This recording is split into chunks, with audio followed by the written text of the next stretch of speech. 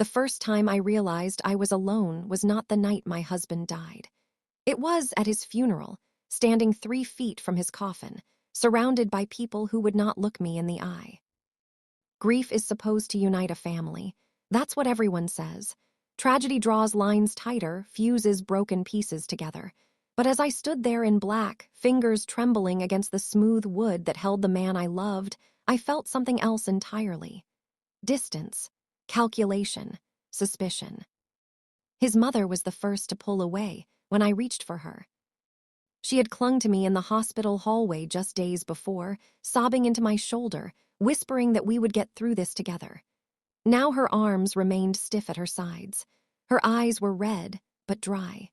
When she finally spoke, her voice was gentle enough for the guests nearby to hear. "You must be exhausted," she said. It sounded kind. It was. Exhaustion implied fragility. Fragility implied guilt. As if I had failed him, as if love alone should have kept his heart beating. Around us, condolences floated like soft petals. "He was such a good man. You were lucky to have him. We're praying for you." But beneath the murmurs, I felt a current shifting. His brother Daniel watched me with a narrowed gaze. His aunt stopped mid-sentence when I approached. Conversations dimmed when I entered their circle. I was the widow. Yet I felt like an intruder at my own husband's funeral. The flowers were still fresh, their sweetness thick in the air. I remembered picking similar lilies for our wedding. That day had been sunlight and vows and trembling laughter. His family had smiled in photographs, but even then I had sensed the quiet audit happening behind their eyes. Was I polished enough, successful enough, from the right kind of background? Daniel had once joked, "You married up, didn't you?" I laughed at the time. My husband squeezed my hand under the table.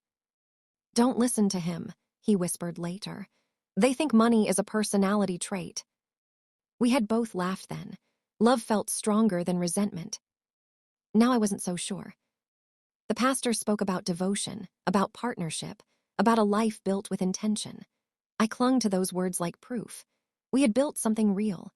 We had weathered late-night arguments about work, about children we weren't sure we wanted yet, about whether to renovate the kitchen or save for travel. We had held hands through hospital visits for his father, through my career disappointments, through quiet Sunday mornings that felt like eternity in the best way. We were imperfect. We were loyal. But loyalty, I was learning, does not protect you from suspicion. After the service, the conversations shifted from memory to logistics with disturbing speed. Daniel approached me near the reception hall. "We'll need to review everything soon," he said. "Review what?" "The policies, the house, investments." His voice lowered. "You know how complicated things can get." Complicated. As if I hadn't signed every document beside my husband. As if I hadn't built those investments with him, dollar by dollar, year by year. "I'm aware of our finances," I said carefully. He offered a thin smile. Of course, just what he would have wanted matters. There it was. What he would have wanted. The phrase landed like an accusation, as if my grief could not possibly align with his wishes, as if love and self-interest were mutually exclusive, and I had already been assigned to the latter. Flashbacks arrived in fragments as the afternoon dragged on. The night his mother insisted we keep certain assets within the bloodline. The dinner where Daniel suggested a prenuptial agreement long after we were married. The quiet tension when we decided to purchase the house solely in our names, declining his family's offer to help with strings attached. At the time, my husband had been firm. "It's our life," he said, "not theirs." I believed him. I still do. But standing in that reception hall, surrounded by whispers about insurance policies and property titles, I realized something chilling. His death had shifted the balance of power. Without him physically present, I was no longer a partner in their eyes. I was an obstacle. Grief versus blame. Widow versus suspect. Love versus legacy. His mother cornered me near the coffee table. Her voice was soft, almost trembling. "He worked so hard," she said. Everything he built, it should be honored properly. It will be, I replied. She studied me for a long moment. Stress can do terrible things to the heart. My breath caught. He was under a lot of pressure these past few months. The implication hung between us, unspoken yet deafening. Pressure? From whom? From me. I remembered the last week of his life. He had been tired, yes, frustrated with work, annoyed by repeated phone calls from Daniel about restructuring investments. We had argued once about whether to attend another family dinner where subtle financial advice always masqueraded as concern. Sometimes I feel like they're waiting, he admitted one night. Waiting for what? I asked. For control. He laughed after saying it, as if the idea were dramatic. Now it didn't feel dramatic at all. It felt prophetic. As the reception ended, I stood alone by his photograph. The frame captured his crooked smile, the warmth in his eyes that had always steadied me. I reached out and traced the edge of the glass. I'm still here, I whispered. Behind me, chairs scraped. Conversations resumed in hushed tones. Daniel's voice drifted across the room. We'll have to make sure everything is handled correctly. Correctly. Not compassionately. Not gently. Correctly. I understood then that the battle forming was not about grief. It was about control, about who would decide the narrative of his life and the distribution of everything attached to it. As guests filtered out, his mother approached one final time. The hall had grown quieter, the artificial sympathy gone. She looked at me with something colder than sorrow. He changed these past few years, she said. We all change. Yes, she replied slowly. Some changes are unfortunate. My pulse pounded. He pushed himself too hard, she continued. Trying to keep everyone happy can be fatal. The words were delicate. The meaning was brutal. You were too much. You demanded too much. You cost him. I felt the ground tilt beneath me.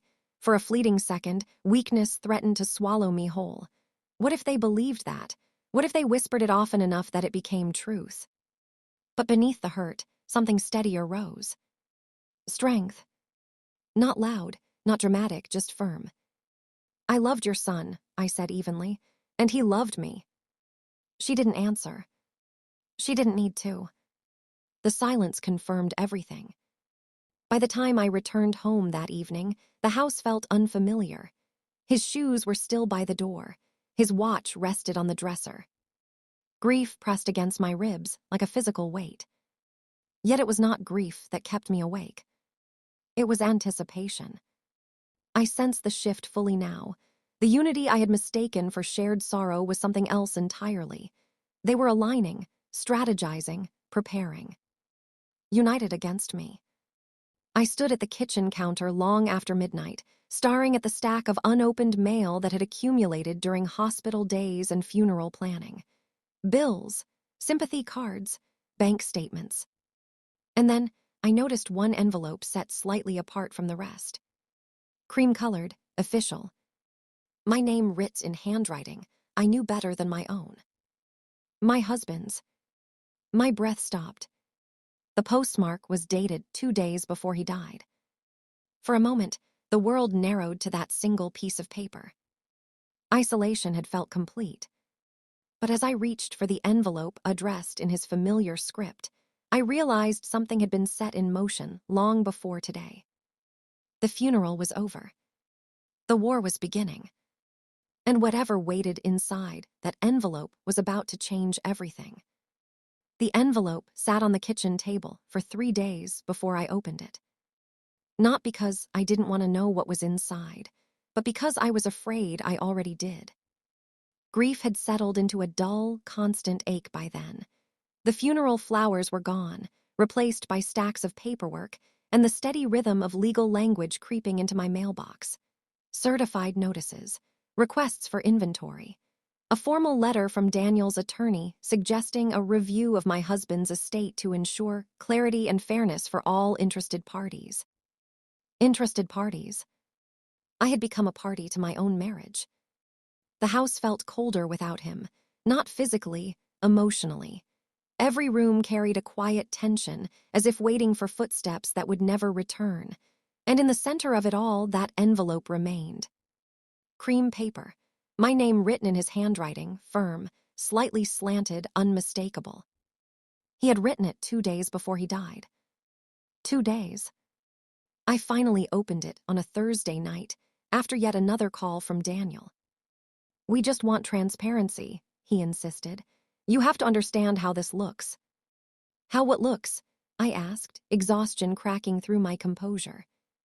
"Everything being left solely to you. It's sudden." Sudden. As if my husband hadn't spent years building his life with me.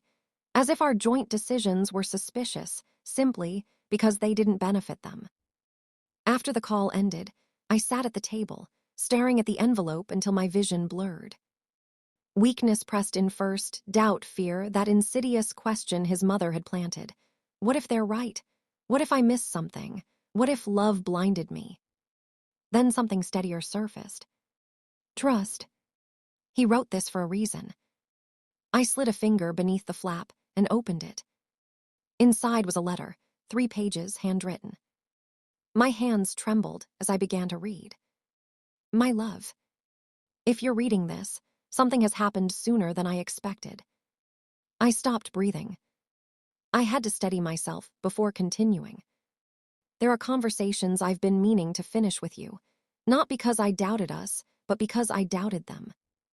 Them. He named it plainly. "Over the past year, the pressure from my family has intensified. You've seen pieces of it. What you haven't seen are the private calls, the meetings I declined, the suggestions disguised as concern." My chest tightened. He continued. "Daniel has approached me multiple times about restructuring the estate. He believes bloodline continuity should outweigh marital default." Those were his exact words. I could hear Daniel saying them. Bloodline continuity. My husband's pen strokes grew darker across the page. "Mom has also implied that it would be simpler if certain assets were transferred into a family trust before anything unpredictable happens." Unpredictable. Like death. Like me. I remembered the subtle invitations to dinners where conversations always drifted toward inheritance planning. I remembered my husband coming home irritated, saying, "They think they're subtle."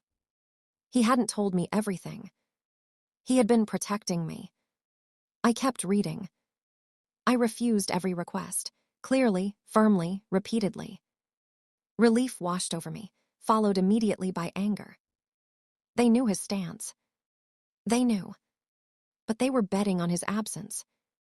"There is something else you need to know."